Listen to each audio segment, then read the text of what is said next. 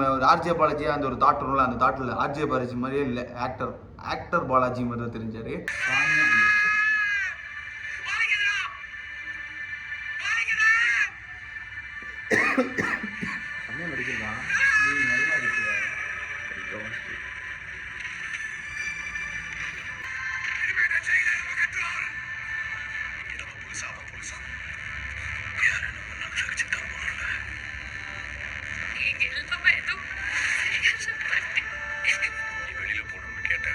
இந்த ட்ரைலர் நம்ம பார்க்கும்போது வடசென்னை பத்திரிக்கை, வடசென்னை, அப்புறம் அந்த வெற்றிமாறன் சார் இந்த ஜெயில் விசாரணை, இந்த மாதிரி ஒரு ஃபீல் கொடுக்குது. எனக்கு தெரிஞ்சு போனால் ஒரு நல்ல பயங்கரமாக ஒரு மூவியை பார்த்துட்டு தேட்டர் வெளியிடலாம் நினைக்கிறேன். ஆமாம், ஆர்ஜே பாலாஜி ரொம்ப உசுறு கொடுத்து நடிச்சிருக்காரு, பார்த்தாலே தெரியுது.